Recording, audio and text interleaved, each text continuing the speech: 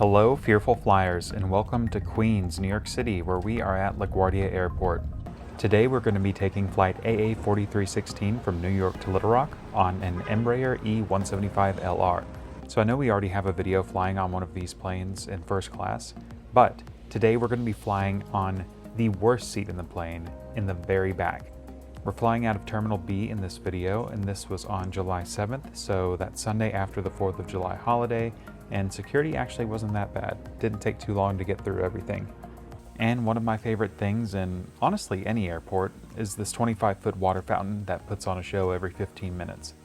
This opened in 2020 and reportedly cost like $1 million to build. Worth it in my opinion, because it really centers and inspires this dining area, and people sit around it and it's fun to watch while you're eating nearby or killing time before your flight. Little Rock's direct flights to and from New York City have pretty excellent times. The one departing Little Rock for New York City leaves in the morning around 7 a.m., so you're not up unreasonably early for like a 5 a.m. flight, and you arrive in the city before lunch.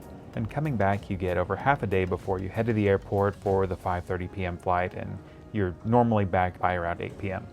Here is the location of the Admiral's Lounge, though I haven't been to this location before and I'm not going today. Hopefully I can review this lounge in a future video. The expansion here opened in 2022, so it's very modern and I've heard it's really nice. But if I'm flying in the worst seat on this upcoming flight, then I'm not cheating and indulging in luxury comfort beforehand. Here we are at the gate for what ended up being a 2-hour and 42-minute flight to Central Arkansas. Our plane this evening is a 17-year-old Embraer E175 LR operated by Republic Airways. Crossing through first class here with the 1-2 setup. Just a reminder, I have a video of my experience in first class on an E175 LR already that I will link in the description. Okay, moving through main cabin extra. Just a reminder on this first row, although they do have a lot of extra legroom, there is no space for a personal item. Everything's got to be stowed up in the overhead bin, so something to keep in mind if you're wanting to book this seat. All right, here we are. You can see that's going to be us in the very back left.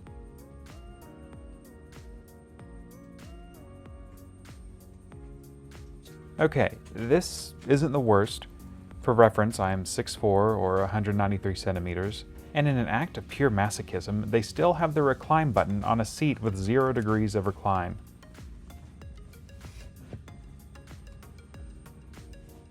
For reference, the 5'5" person next to me actually has a decent amount of legroom. Okay, I'll try and get comfortable. Yep, I checked and there's no recline, and I would have to hunch over to see out this window. The person next to me said they didn't mind if I needed to spread out my legs, so that makes a little bit of a difference on my comfort levels for this flight. And the plug-ins under the seat do take USB, so I'm going to get charged up on this flight, which is always nice. Before long, we were pushing back and heading over to the runway. I'm interested to know if you guys know what's going on here. Why is this plane leaking? Was this just water? What is the purpose of this? If you happen to know, please leave a comment here for me and other viewers to see. Here's a look at our flight path today, heading southwest and generally just coasting. Thankfully no weather to move around and minimal turbulence.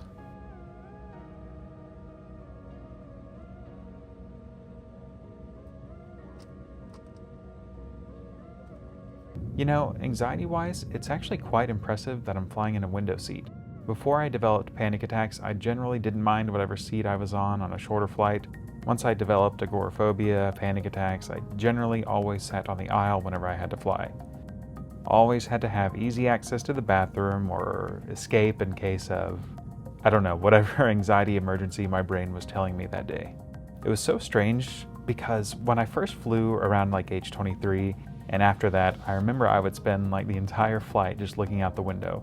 I was so in awe of the whole thing, and I feel like now that I've made so much progress with my anxiety, I'm slowly getting back to that kind of comfort level while flying.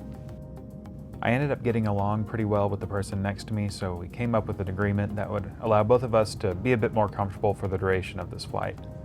It feels a bit awkward that the seat in front of you can recline back, but you can't, so you're kind of like in eye contact range with this person. Alright, so it's not always optimal to be close to the bathroom on a plane due to noise and smells, but this isn't that big of a deal on non-long haul flights. This seat is very close to the back lavatory, so let's check it out.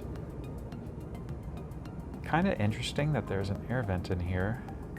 This is actually not too cramped. In my opinion, I think the bathroom on both ends of these American E175 LRs are pretty spacious. I spent most of this flight just listening to music and watching my seatmate next to me play Block Blast. What do you guys think about me adding this to the bottom of the screen like Subway Surfers on TikTok? Nice view as we descend down towards the clouds. I started to think about how amazing air travel is and how we're able to be up here moving this fast going, okay, there's a person's foot. So one thing I noticed in the app that I hadn't before is that you can click this bags are on the way button and it will give you an update on the status of your bags. This is a direct flight, so maybe not as impressive, but for connecting flights, this could definitely come in handy if you're worried about that. Let's take a look at some of the free entertainment we have here on the app. Looks like there are a few options here that don't look too bad. I definitely have used Southwest app while flying before to watch like live sporting events, so kind of wish American also had something like that, or maybe they already do and I just don't see it in the app. Before long, we began our descent into Little Rock.